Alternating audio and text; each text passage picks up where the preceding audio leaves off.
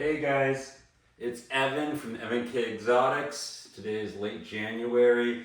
I'm off work, so I get in to film some videos for you guys. I'm gonna front load and try to post them on a schedule so that I get released even during my busy times. But today I've got with me a girl named Gossip. She's a Max Pink Argentine boa constrictor. And the subject of today's video is specifically kind of talking about something that just kind of hit the social media again, and that's the idea that there are Asian rodents, Asian rats, imported Chinese mice, imported Chinese feeders that are coming in and getting sold through the typical avenues of wholesale suppliers and whatnot. And so this video is about, do we need to really be worried about imported feeder rats? Do we really need to be worried about feeder safety? Do we, in my opinion, is kind of on those things in general. And the first thing I will tell you is the reason I pulled out Gossip is because Gossip was unfortunately fell victim to a bad batch of feeders that I got this year, and it really set her back. And basically what happened is I bought a number of small frozen rabbits from a supplier at an expo.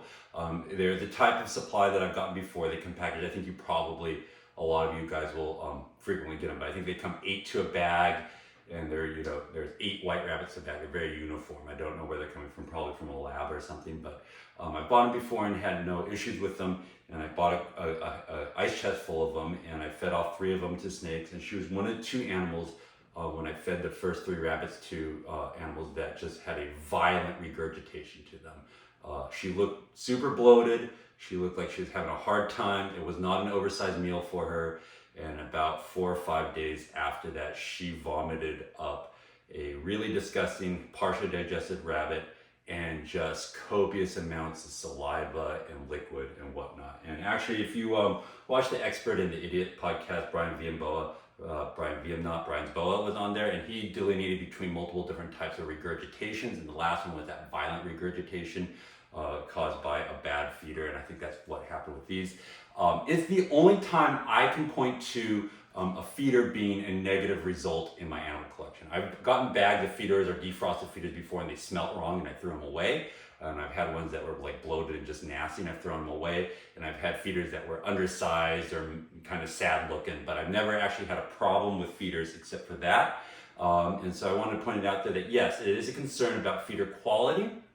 I'm just going to put it out there. I think that most feeder quality issues have to do with cold custody and typical foodborne illness and spoilage.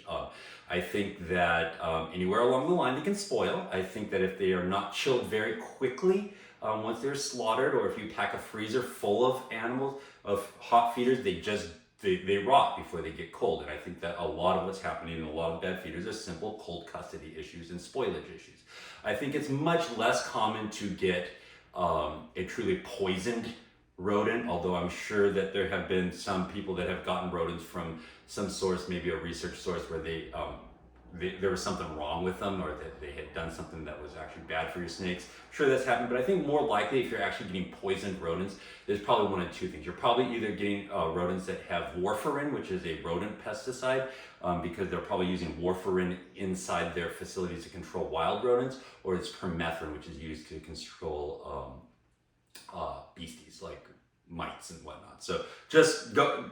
I worked in an industry that was very big on testing contaminants in their products because it was medicine, and that's kind of what you would see from agricultural products, is that type of thing. The other things that I would see myself being concerned about is if those rodents were raised in a highly polluted environment, or an environment where the water was polluted. You might start to get heavy metals and things in your rodents or whatnot. But that's just general food safety stuff that I would talk about with the human supply and whatnot. So now on to the meat of today's topic, which is, do we need to worry specifically about the Asian mice that are coming in? And I will tell you that I personally would like to see lab analysis, outside lab analysis that tests for heavy metals, pesticides, chemicals, and pathogens, mycotoxins, and bacterial contents. I would like to see that. I'd also like to see that on domestically produced rodents. I will just tell you flat out, I'm pretty sure that I have gotten these Asian mice before in orders, because I order from places that people are saying that they're getting them. And I'll tell you, and by the way that the pictures of the Asian mice look and the packages I've gotten, Pretty sure I've gotten Chinese mice specifically. I haven't seen something that I think was imported rats, but mice, I'm pretty sure I've been getting some Chinese mice. And I gotta tell you, they're the cleanest, most meticulously packaged and uniform feeders I've gotten. So compared to when these guys were producing domestically, I think that at least the apparent visual quality of them is as good or better. And I'll just tell you that I think that that's kind of that's an artifact of why we import food products to the human market too, and that's because to some degree it's cheaper to produce over there, but also they just countries abroad are better suited to meeting the demands and the quality needs of high labor industries. And that's, I'm not trying to place a value on that. It's economic. I don't think it's like that works too good for Americans, but I think that there is some truth in the fact that we can't get Americans to do this type of work of raising rodents. And the quantity and the scales and at the prices that we want and need. And it's just something that they can do in China. I mean, there's two ways to look at this from a moral point of view. It's like either it's sad that Americans are too lazy to go in and do the hard work to produce these things domestically, or it's sad that the agricultural financial realities are such that Americans can't afford to go in and do those work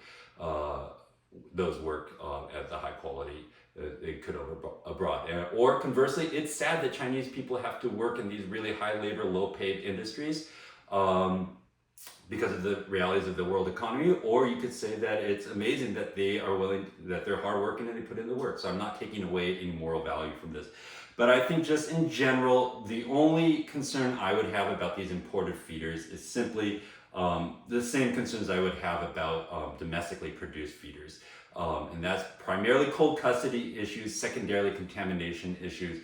I think that a lot of what people are talking about and concerns about are just kind of fear whipping. I'd say there's some ethnocentricity in it as well.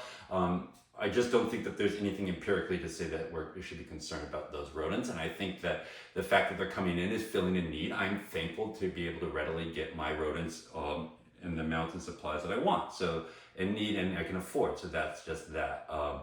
Anecdotally, I will tell you that I am more concerned about small producers, fly-by-night producers, people who don't have the scale to invest in blast chillers, don't have the understanding of the importance of hygiene and fast chilling, people who think that's fine to throw unwrapped feeders into a freezer and just keep them piling them in there until they feed them off. Guys, I have pictures of feces-filled freezers with unwrapped feeders in them that are domestic, and they're just disgusting. And then I have pictures of people transporting them unrefrigerated to deliver them to people, and they're kind of proud of it. It's like disgusting, like some of the things that these American producers are doing. So I think that any producer can have food-borne illness issues, cold custody issues. I don't think necessarily that there is an issue with Chinese rodents in general.